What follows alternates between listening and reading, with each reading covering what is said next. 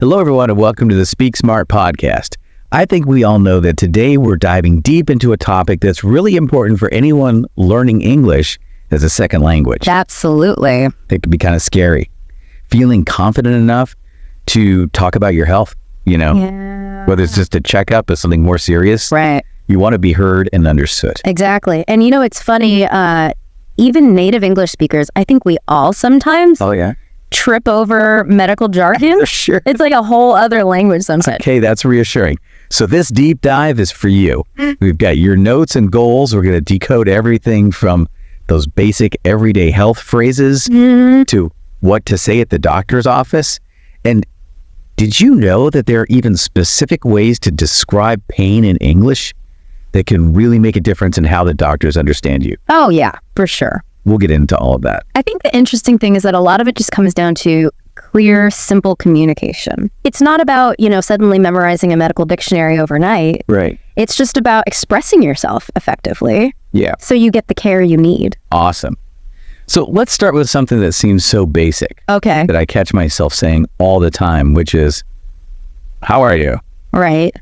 And it seems basic, but, in health context, the answer can be more than just fine. Right. Those automatic responses like, I'm good, they work for, casual chats. Right. But if you're feeling kind of under the weather, you can say things like, I'm a bit sick, I'm not feeling well. Okay. And if it's more serious, being really direct is key. So I'm feeling quite ill, something like that. Got it. So being really clear about if you're feeling really bad. Yeah. Now, what about describing specific symptoms? I imagine this is where it can get tricky, especially if English isn't your first language. Yeah, you're right, it can. Let's say you have a headache. You can just say, I have a headache, but you can also add details to really be clear. Like you could say, I have a throbbing headache on the left side of my head. So those little details really help the doctor get a clearer picture of what's going on. Exactly. It helps them with their diagnosis, their treatment. Wow. Now, other common symptoms, you might experience things like a stomach ache, a cold, a runny nose, or even chest pain. Yeah. You want to be able to say those clearly and quickly, especially if it's an emergency. Oh, for sure. Now, what if I can't remember the exact word for a symptom in English? What do I do then? That's where descriptive language comes in. Okay. So, for example, if you can't remember the word for diarrhea, you can say, I've been having frequent loose bowel movements. It might feel a little awkward. Yeah. But it's much better than struggling to find that perfect word. That's really good advice, actually. Because sometimes you just freeze up. Exactly. You can't think of the word. It happens to all of us. Yeah. So I like that. Okay. So let's imagine we're at the doctor's office now. What kind of questions should we be prepared to answer? Well, doctors will often start with those open-ended questions like, what brings you in today? Okay. And this is your chance to really explain your main concern. Got it. So be clear and concise. Focus on the most pressing symptom. So kind of giving them the headline before you go into details? Exactly. And then they might ask more specific questions like, where does it hurt? And instead of pointing, try to use phrases like, the pain is right here, or it hurts my lower back. They might also ask, how long have you felt this way?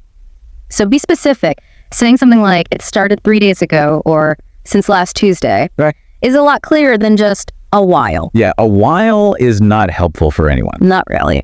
This is already making me feel more prepared. Yeah. But I know there are those inevitable medical terms that can kind of throw anyone off. For sure. What are some essential ones that we should kind of have in our back pocket? Yeah, some words that come up pretty often are fever, cough, sore throat, and allergies. Yeah. You might also hear nausea, which is feeling sick to your stomach, or dizziness, which is feeling lightheaded. Okay. It's interesting you mentioned allergies because it seems like they're so common these days. Yeah, they really are. Can you talk a little bit more about kind of what they are and how to talk about them with a doctor?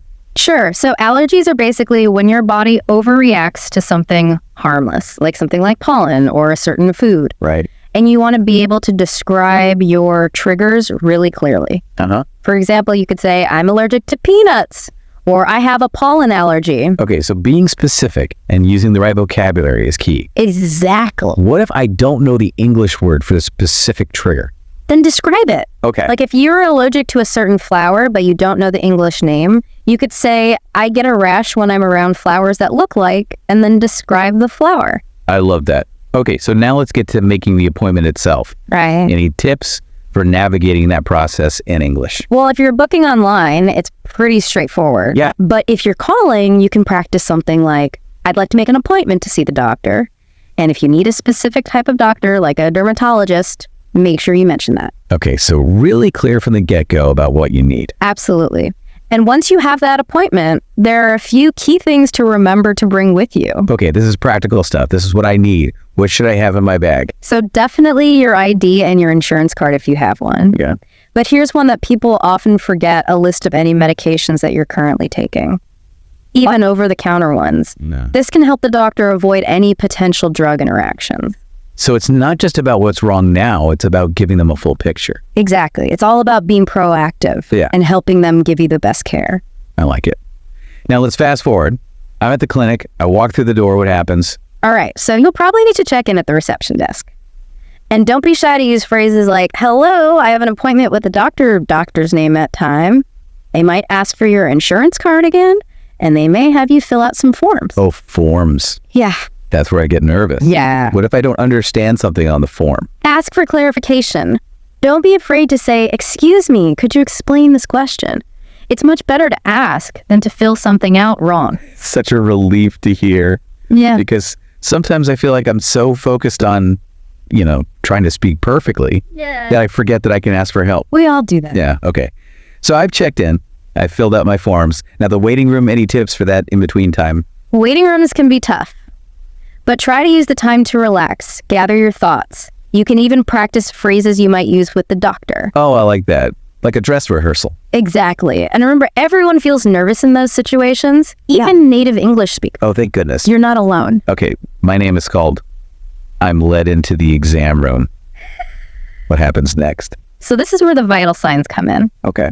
The nurse or assistant will probably say, let's get your temperature and blood pressure. Okay. They might ask you about your height and weight, too. This is all routine and helps the doctor get a baseline of your health. So they're gathering all this information even before the doctor walks in. Exactly. Wow. Okay. So the nurse does their thing and then the doctor arrives. Right. What should I be prepared for during that part of the appointment? Well, the doctor will probably ask you about your symptoms in a little more detail. Practice using phrases like, I've been feeling, or the pain is, to describe what's going on. And this is also a really good time to ask any questions you have, no matter how small they seem. Yeah, this is where it feels so important to, really feel comfortable using those English skills. For sure. To explain how you feel and what you're concerned about. Exactly. Remember, it's your health and the doctor is there to help you. Clear communication is key to getting the right care. Okay, this has been so incredibly helpful already.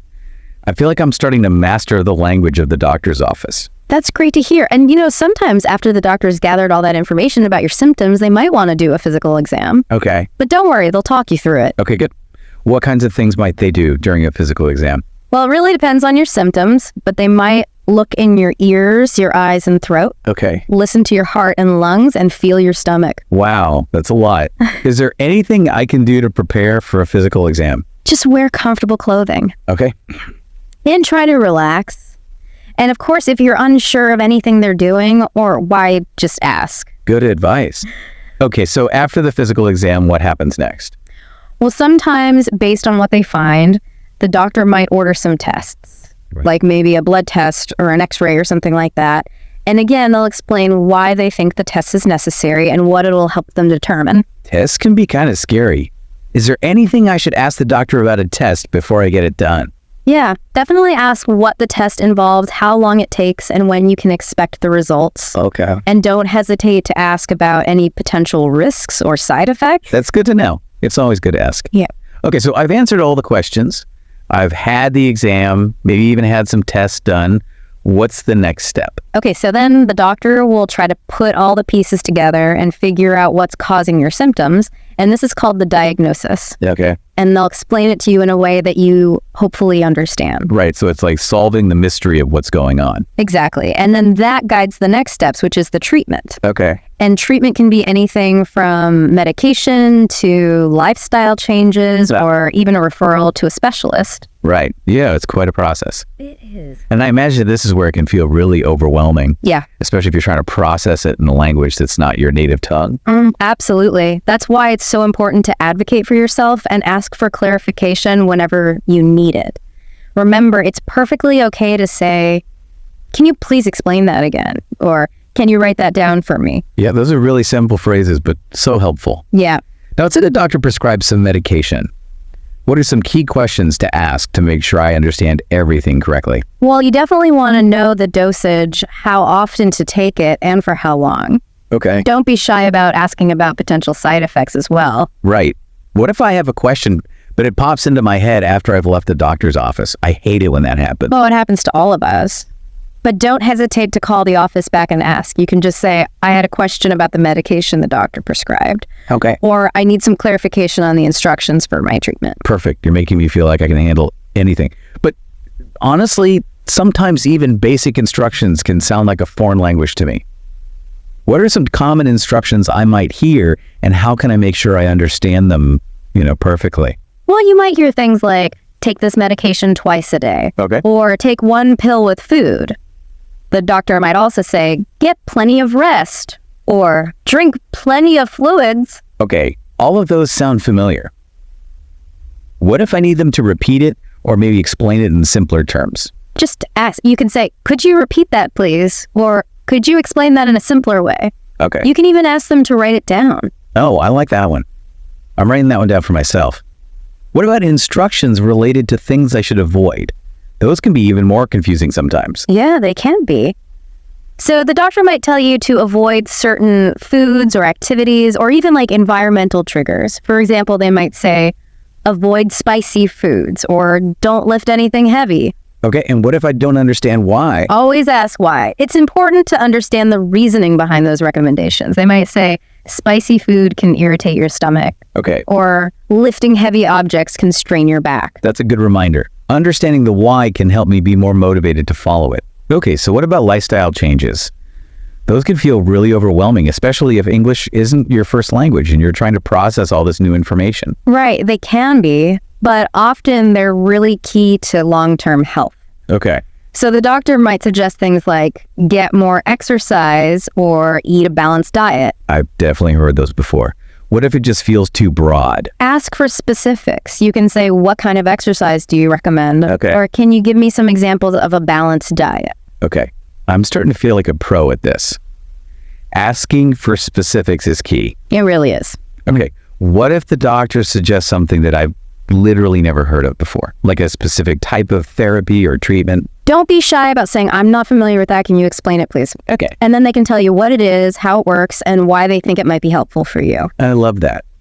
It's all about being curious Yes. and asking those questions to clarify, and it really empowers us to take control of our health journey. Absolutely. It's your health, and you deserve to feel confident and informed every step of the way. Now, we've talked a lot about dealing with specific health issues, but what about staying healthy in the first place? Right. I'd love to learn more about this whole concept of preventative care and how to talk about it in English. Yeah. Preventive care is all about taking steps to prevent diseases and detect health problems early on. Yeah. Like taking your car in for regular maintenance to avoid major breakdowns. I love that analogy. Yeah. So what are some key areas of preventive care that we should be aware of and be able to discuss with our doctor? Well, it starts with the basics like a balanced diet, regular exercise, and getting enough sleep. Okay. But it also includes things like managing stress, staying up to date on vaccinations, and getting regular checkups and screenings. Okay. Those are all good things to know. Mhm. What if I want to talk to my doctor about my family